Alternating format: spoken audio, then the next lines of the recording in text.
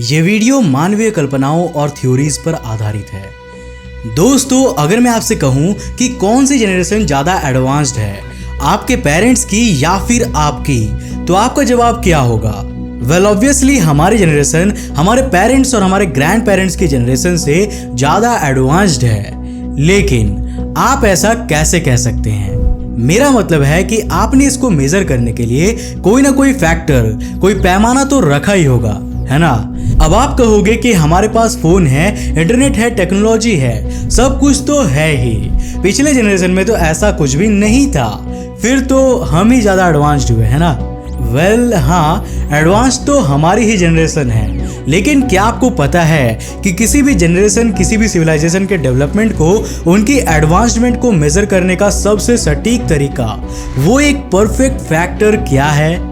Well ये है उनके द्वारा यूटिलाइज की जाने वाली एनर्जी। हमारी पिछली जनरेशन उतनी एनर्जी को ना तो जनरेट कर पाती थी और ना ही कंज्यूम करती थी जितनी कि आज हम करते हैं। कार्डासेव स्केल एनर्जी की इसी पहेली से यूनिवर्स में एग्जिस्ट करने वाली हर एक एलियन सिविलाइजेशन को क्लासिफाई करती है। कुछ समझ में आया क्या?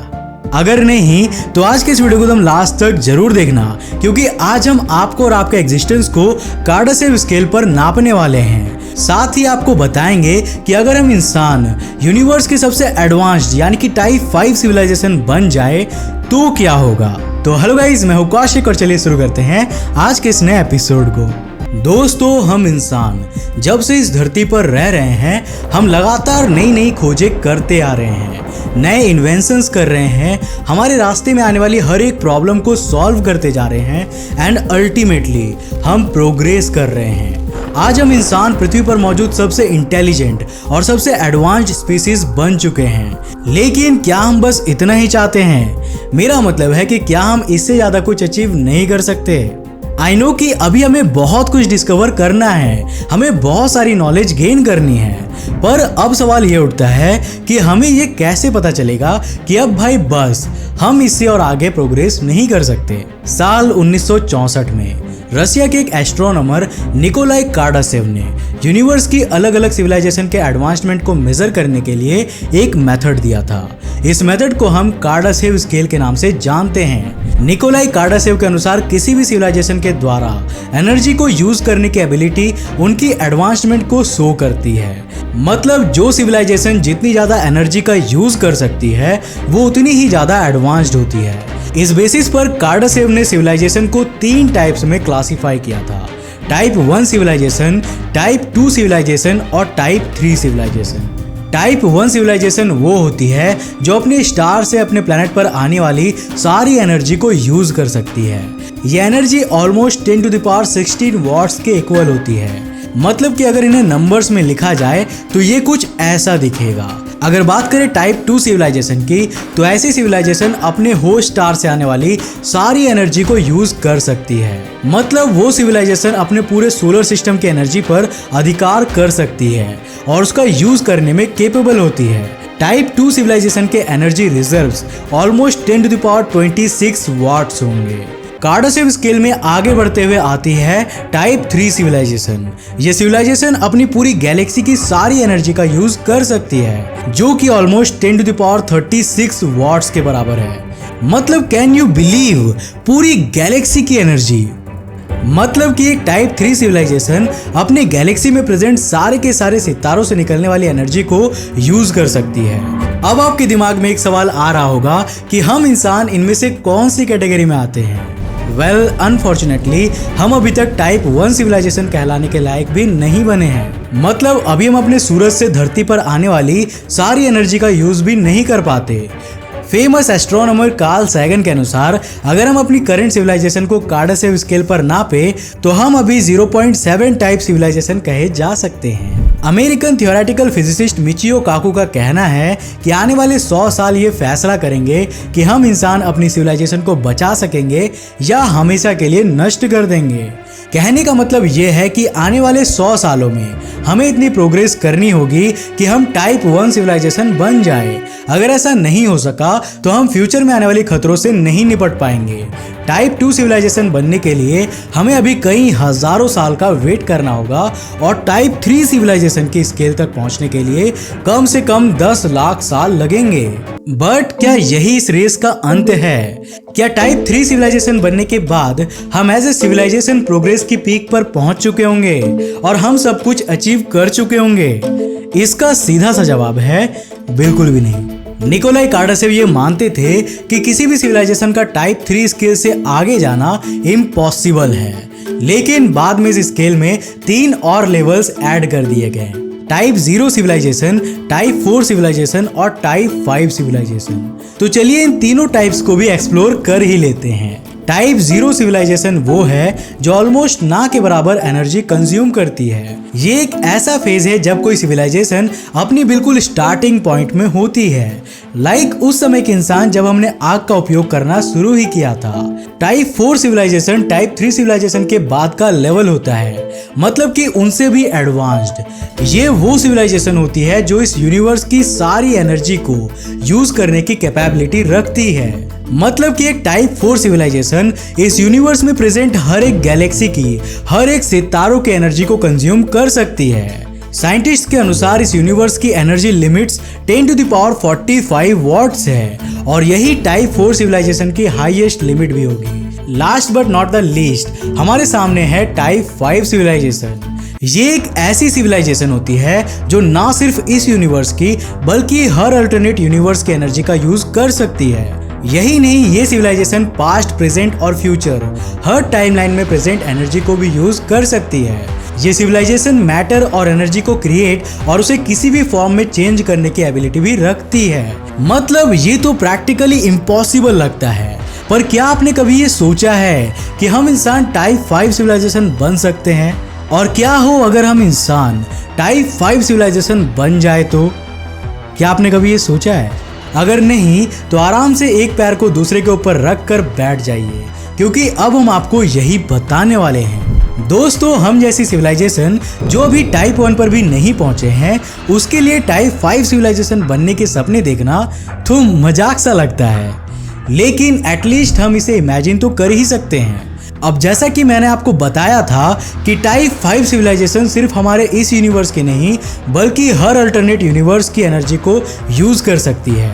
इट मीन्स कि सबसे पहले तो हमें थियोरेटिकल माने जाने वाले अल्टरनेट यूनिवर्स या मल्टीवर्स की थ्योरी को रियल मानना होगा। सिर्फ मानना ही नहीं होगा बल्कि इसका मास्टर भी बनना होगा। हमें ना सिर्फ अपने यूनिवर्स में बल्कि हर एक यूनिवर्स में किन्हीं 2 पॉइंट्स के बीच ट्रैवल करने की एबिलिटी हासिल करनी होगी। जब हम ये सब सोचते हैं तो हम एक ऐसी सिविलाइजेशन के बारे में बात कर रहे होते हैं जो टेक्नोलॉजिकली एडवांसमेंट की पीक पर पहुंच चुकी होगी। उनके लिए जो कुछ उनका दिमाग सोच सकता है वो रियलिटी में हो भी सकता है। मतलब जो एग्जिस्ट कर सकता है वो ऑलरेडी एग्जिस्ट कर रहा होता है। और क्या आपको पता है कि इस सिविलाइजेशन की एनर्जी लिमिट कितनी हो सकती है? क्योंकि अभी हम मल्टीवर्स के बारे में नहीं जानते हैं, तो मैं बस इतना कह सकता हूं कि आपको हमारे यूनिवर्स की टोटल एनर्जी यानी कि 10⁴5 वाट को मल्टीवर्स में प्रेजेंट टोटल यूनिवर्सेस से मल्टीप्लाई कर देना है। कुछ साइंटिस्ट का यह मानना है कि यह एनर्जी लिमिट 10 क्वार्टर डेसिलियन वाट हो सकती है। फिर से सुन लीजिए, 10 क्वार्टर डेसिलियन वाट। लॉकडाउन में एक और इंग्लिश का वर्ड सीख लिया है ना।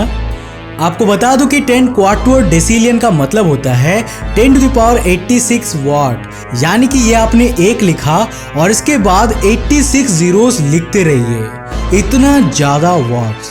अगर सिंपल वर्ड्स में कहूं तो हमारे पास अनलिमिटेड एनर्जी होगी और उससे हम क्या क्या कर सकते हैं ये हमारे इस छोटे से दिमाग से हम सोच भी नहीं सकते। टाइप 5 सिविलाइजेशन मल्टीवर्स में मौजूद हर थ्योरी को समझ चुकी होगी। उन्होंने हर चीज का सॉल्यूशन निकाल लिया होगा, उनके पास हर बीमारी का इलाज होगा और उन्होंने हर पॉसिबल चीजें डिस्कवर कर ली होगी। ये जो आज साइंटिस्ट, रिसर्चर्स, आर्कियोलॉजिस्ट वगैरह होते हैं ना, उनका कुछ काम ही नहीं बचेगा, क्योंकि हम सब कुछ ऑलरेडी जान चुके होंगे। आज हम जिस थ्योरी ऑफ एवरीथिंग के बारे में इमेजिन करते हैं ना, वो रियलिटी में पूरी हो चुकी होगी। हम अपने नेचर के सारे नियम अच्छे से समझ चुके होंगे। मतलब हमें ना सिर्फ उनकी नॉलेज होगी बल्कि हम उन्हें चेंज करने की एबिलिटी भी रखेंगे और मल्टीवर्स के प्रेजेंट, पास्ट और फ्यूचर में एग्जिस्ट करने वाले हर लाइफ फॉर्म को जान चुके होंगे और इसके हर कोने में प्रेजेंट एलियन सिविलाइजेशन की हर छोटी से छोटी डिटेल के रिकॉर्ड्स हमारे पास अवेलेबल होंगे। एक टाइप 5 सिविलाइजेशन के लिए धर्म और आध्यात्म जैसी चीजें तो शायद तब तक खत्म भी हो चुकी होगी, क्योंकि हमारे लाइफ में किसी भगवान के होने या ना होने पर विश्वास रखने जैसी चीजें तो बचेंगे ही नहीं। अगर भगवान इस यूनिवर्स के किसी कोने में है तो हम उन्हें वैसे भी खोज चुके होंगे। वो चाहे किसी भी डायमेंशन में छिप जाएं, हम उन्हें ढूंढ ही निकालेंगे। कहना तो नहीं चाहिए, लेकिन एडवांसमेंट के उस लेवल पर पहुंचने के बाद हम इंसान अपने आप में भगवान से कम नहीं होंगे। हमारे पास वो सारी पावर्स होंगी जो आज हम भगवान के रूप में इमेजिन करते हैं। साइंटिस्ट की माने तो हम इंसान टाइप 2 सिविलाइजेशन में पहुंचने तक ही इतने ज़्यादा एडवांस्ड हो चुके होंगे कि हमारे लिए नेचुरल डिजास्टर जैसा कुछ भी एग्जिस्ट नहीं करेगा। हम अर्थक्वेक, वोल्केनिक इरप्शन और सुनामी जैसी नेचुरल डिजास्टर्स को आसानी से काबू कर लेंगे। एस्ट्रॉइड और कॉमेट का हमारे प्लेनेट के पास से गुजरना हमारे लिए किसी मक्खी के उड़ने की तरह होगी। यहाँ तक कि हम प्लैनेट्स और स्टार्स तक को उनकी जगह से दूर ले जाने की पावर रखेंगे। ऐसे में हम इंसानों के अंत का सिर्फ एक ही तरीका बचता है, वो है युद्ध। लेकिन जब हमें हर चीज की नॉलेज होगी और हमारे बीच कोई कंफ्यूजन ही नहीं होगी तो हमें युद्ध करने की जरूरत भी नहीं पड़ेगी। टाइप 5 सिविलाइजेशन के लोग सुपर ह्यूमन एबिलिटीज को प्राप्त कर चुके होंगे। उन्हें एक जगह से दूसरी जगह जाने की जरूरत ही नहीं पड़ेगी। वो अपने माइंड के थ्रू ही एक दूसरे से बात कर सकेंगे, वो भी सिर्फ आमने सामने नहीं बल्कि एक डायमेंशन से दूसरी डायमेंशन में और एक यूनिवर्स से दूसरे यूनिवर्स में। यहाँ तक कि वो अपने खुद के डायमेंशंस और अपने यूनिवर्स तक बनाने की पावर रखेंगे। हमारी मेडिकल फैसिलिटीज इतनी ज्यादा एडवांस्ड हो चुकी होंगी कि हमें किसी भी बीमारी का डर नहीं होगा। हम ऐसी चीजें डिस्कवर कर चुके होंगे जिससे हमारी उम्र कभी नहीं बढ़ेगी और क्या पता हम अमर होने का राज भी जान चुके हो। ऐसे सिविलाइजेशन में जन्म लेने वाले इंसानों के लिए दुनिया में दुख जैसा कुछ भी नहीं होगा, क्योंकि उनके पास हर चीज होंगी। उसे मौत का कोई डर नहीं होगा और अगर वो मर भी गया तो इतनी टेक्नोलॉजी अवेलेबल होंगी कि हम उसे वापस जिंदा भी कर सकेंगे। दोस्तों, अगर हमारे पास ये सारी एबिलिटीज होंगी तो ऑब्वियस सी बात है कि हमारे पास टाइम ट्रैवल करने की टेक्नोलॉजी भी जरूर होगी। इससे हम पास्ट और फ्यूचर में जा सकेंगे और ह्यूमन सिविलाइजेशन के हर रहस्य को जान सकेंगे। हम हर हिस्टोरिकल रिकॉर्ड बना चुके होंगे और यहाँ तक कि अपने एग्जिस्टेंस, अपनी शुरुआत, अपने यूनिवर्स की शुरुआत और आपके दिमाग में आ रही हर एक चीज की स्टार्टिंग से लेकर उसके एंड तक सब कुछ जान चुके होंगे। वैसे क्या अब आप भी वही सोच रहे हो जो कि मैं सोच रहा हूँ कि एक टाइप 5 सिविलाइजेशन बनने के बाद हम ह्यूमन सिविलाइजेशन वैसे ही रहेंगे जैसे कि हम आज हैं? इसका सीधा सा जवाब है बिल्कुल नहीं। हम ज्ञान और शक्ति के उस शिखर पर पहुंच चुके होंगे जहां हम सर्वशक्तिमान बन गए होंगे और चूंकि हम सब कुछ जान चुके होंगे और हर चीज डिस्कवर कर चुके होंगे तो हमारे पास करने के लिए कुछ भी नहीं रह जाएगा। इन सिंपल वर्ड्स उस दिन हम इंसान ये कह सकते हैं कि हमने जिंदगी को पूरा जी लिया है और उसके सार को जान लिया है। लेकिन यार क्या फायदा? वैसे भी आज से करोड़ों और अरबों सालों के बाद हम और आप तो एग्जिस्ट करने ही नहीं वाले, तो फिर हम और आप ये सब सोच ही क्यों रहे हैं? वेट ए मिनट, शायद टाइप 5 सिविलाइजेशन के पास ये एबिलिटी भी होगी कि वो पास्ट के इंसानों को फिर से जीवित कर दे। मतलब क्या पता आप और मैं मरने के बाद फिर से जिंदा हो जाएं और उस समय की पृथ्वी को देख सके। और क्या पता हम सभी मौत के बाद उसी अनंत कल्पनाओं के सागर में गोते लगाने वाले हो। कोई नहीं जानता। अगर आपको ये वीडियो पसंद आया तो इसे लाइक और शेयर करना तो बनता है मेरे यार। तो फटाफट वीडियो को लाइक करो और अपने फ्रेंड्स और फैमिली के साथ शेयर करो। अगर आप भी इस असीम ब्रह्मांड की सैर करते हुए इमेजिनेशन और क्यूरियोसिटी की दुनिया में खोना चाहते हो तो इस चैनल को सब्सक्राइब करना मत भूलना। अगर आप नए हो इस चैनल पर तो ऐसे इंटरेस्टिंग वीडियोस के लिए चैनल को सब्सक्राइब करने के साथ साथ नोटिफिकेशन बेल को बंद कर देना ताकि आप देख सको हमारे वीडियो सबसे पहले। तब तक के लिए बाय, जय हिंद।